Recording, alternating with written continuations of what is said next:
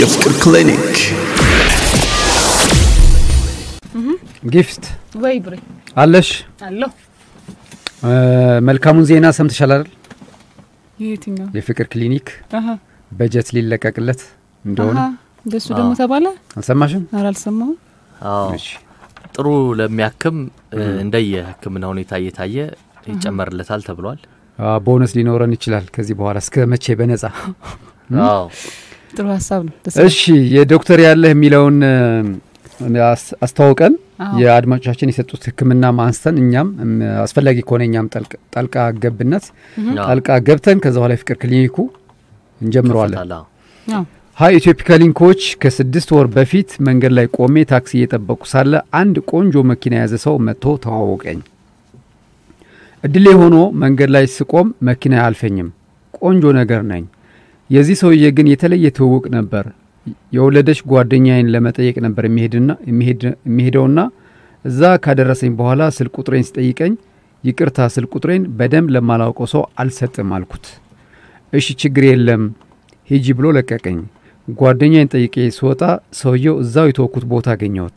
በጣም ገርሞኝ ምን ነው ስለው በደንብ እንድንተዋወቅና ስልክ ቁጥርሽን እንድትሰጪኝ ብዬ ነው አለኝ። ቁጥሬን ስከለክለው በጸባይ ስለለቀቀኝ ትንሽ ጸጸት ነገር ተሰምቶኝ ስለነበር ደስ ብሎኝ አብሬ ሄድኩና ሻይ ቡና ብሎኝ በደንብ ተዋወቅን።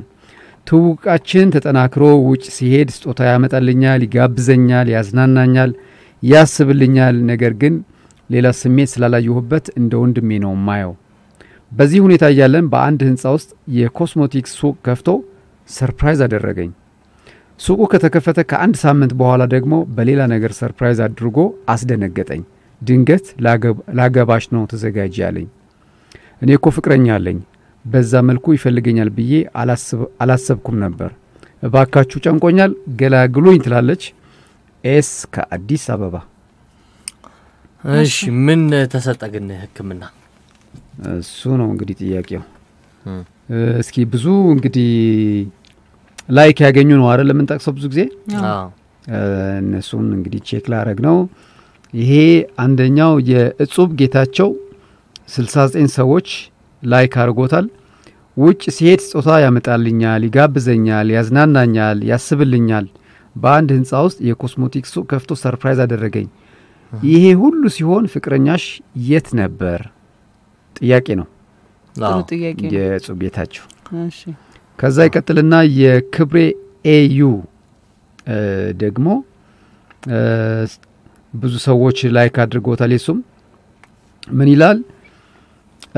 ለተከበርሽ ፍቅርና ንግድ የተምታታብሽ አንደኛ ሱቁንና ያገኘሽው ትርፍ ጨምረሽ በማበርከት ሰርፕራይዝ አድርጊው። ሁለተኛ ሰውየው አልተሳተም። እሺ ስላስለመድሽው አሁንም መጠበቁ አይደንቅም። ኖ ፍሪ ላንች ይላል። 3 ከዚህ እንደተረዳሁት ጓደኛሽ መኪና የለውም። 4 አሁን ውጥር አድርጎ የያዘሽ ነገር በአንድ በኩል የፈረደበት ጓደኛሽ ይሉኝታ፣ በሌላ በኩል ደግሞ እነ ቸኮሌት መኪናና ሌሎችም አብረቅራቂ ናቸው። ስለዚህ መጀመሪያ የህሊና መርፌ ወጋሻለሁ።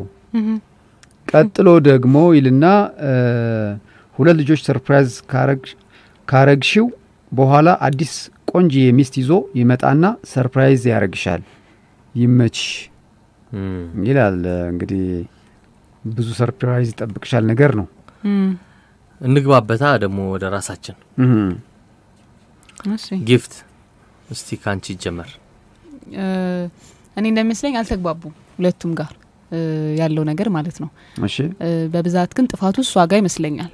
ምክንያቱም በጣም ጓደኛሞች ሆነዋል፣ ተቀራርበዋል፣ ብዙ ነገር ሼር ያረጋታል። ከውጪ ሲመጣ ቀይዙላት ይመጣል። ይሄን ሁሉ ነገር እያለ ፍቅረኛ እንዳላት አያውቅም። ሰው ልጁ ስርዓት ያለው ይመስላል። ምክንያቱም ሁሉም አመጣጡ እሷን የሚያስጨንቅ ነገር አልነበረም። ስልክ ሲቀበላትም ቆሞ ጠብቋት ነው አይደለም። ስለዚህ ያን ያህል ስርዓቱን አልፎ በሱ ላይ ደርብኝ የሚል አይነት ሰው አይመስልም። ግን እንዲልም እንዳይልም እሷ ግልጽ አልሆነችም ማለት ነው። ፍቅረኛ እንደሌላት ካላወቀ ይሄን ሁሉ ነገር አድርጎ ኮስሞቲክስ እስከ መክፈት ድረስ ከደረሰ፣ ሁለተኛ ደግሞ ፍቅረኛዋም አላወቀም ማለት ነው። ቢያቅ ማን የከፈተው እንዴት ነው የሚለውን ነገር ያጣራ ነበር። ሁለቱም ጋር የሆነ ግንኙነት ሊኖር ይችላል ነበር ማለት ነው። ስለዚህ እሷ ጋር ነበረ የመጀመሪያው ጥፋት ስለዚህ ፍቅረኛዋ የምትወደው ከሆነ እሱን ከሱ ጋር ያላትን ግንኙነት ማቆም መቻል ነው ያለባት የሱንም ህይወት ላለማበላሸት ማለት ነው ያለውን ነገር በሙሉ ብትመልስ ይሄ የሚሻል ይመስለኛል እሺ ዶክተር ዮኒ አው በጣም ተዋወቀን አለች ሳይተዋወቁ ማለት ነው መች ወይ አልነገረችውም ሆን ብላ ወይም ደግሞ እንግዲህ በደንብ ግንኙነታቸው ያን ያህል አልነበረም ማለት ነው እኔ ገረመኝ ያኛው ፍቅረኛስ ምንድነው ሲያደርግ የነበረው አሁን ሱቅ የሚያህል ነገር ስታገኝ ሲከፈትላት ምን ብሎ ጠይቋል ማለት ከየት መጣ አሁን እኮ የመጀመሪያም ስጦታዎችም የተላከላት ነበር ከውጭ የሚመጣ አሁን የእንቁላሉ አይነት ነገር ሆነኮ እንቁላሉ ሳይቀጣ ጭራሽ ቀለበት መጣ ያኔ ሁሉ ስጦታ ከየት መጣ ቢል ጥሩ ነበር ከዛ ሱቅ መጣ ለሱቅም አልጠየቀም ማለት ነው ሰውዬ ጭራሽ ያው የሰርግ ካርድ ልታመጣበት ነው ማለት ነው እና እሱም ምን እየሰራ እንደሆነ ቢታወቅ ጥሩ ነው ካለ ማለት ነው እና ይሄን በጣም አሳፋሪ አስደንጋጭ ነገር ነው ስለዚህ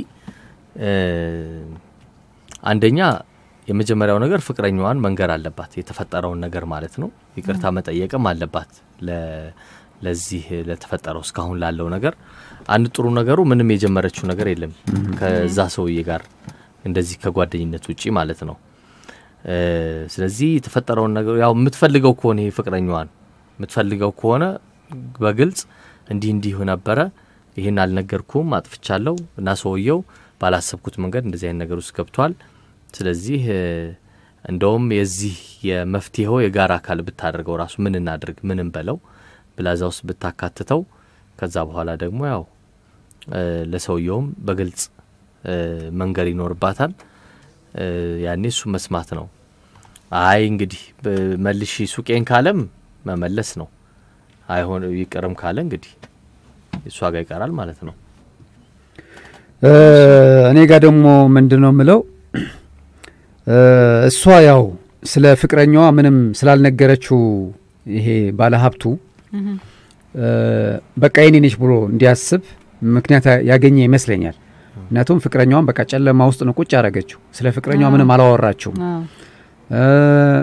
በቃ ስጦታም ያመጣል ትቀበላለች ይጋብዛል ትጋበዛለች ሲያስብላትም በቃ በደስታ ትቀበላለች በቃ የኔ ነች የሚል ስሜት አለው ግን የተሳተም ደግሞ ለፍቅርም ያለው አመለካከት ትንሽ የተዛባ ይመስለኛል በቃ አንድ ሴት ልጅ የሆነ ቦታ ካደረስካት ስትመጣ ጠብቀህ ወስደህ ከጋበዝካት ስጦታ ካመጣህላት ከተቀበለች እሱ ከከፈትክላት በቃ አገብታታል የሚልም የተሳተ አስተሳሰብም አለው ፍቅር የሚለው ነገርም በደንብ ያለ ማወቅ ነገር አለው የፍቅር ሀሁም ትንሽ ጉድለት ታይበታል ባለሀብቱ በገንዘብ ሁሉም ነገር እሱ ሲመጣ እንግዲህ እሱ ነው ማከም ያለብን እንደዛ ነገር ያሰበ ይመስላል ስለዚህ በሷ በኩል ግን ፍቅረኛዋን የምትወደው የምታከብረው ከሆነ ይሄ የኮስሞቲክስ ሱቁን ዘግታ ቁልፉን ማስረከብ አለበት ለሰውየው ይሄንን ደግሞ ልትነግረው ይገባል በቃ እኔ እንደዚህ ተዋወቀኝ ይሄ ሰውዬ እንቀራረባለን እኔ ማስበው በወንድምነት እንደዚህ ይቀርበኛል ያስብልኛልና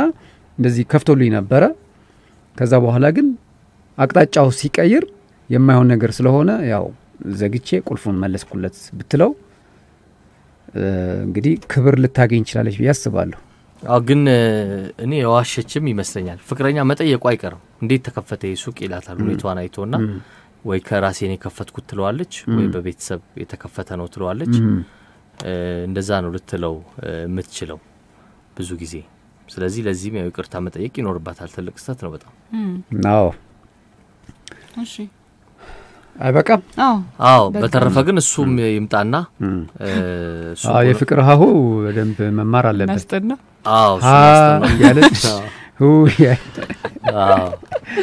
እሺ አሁን የፍቅር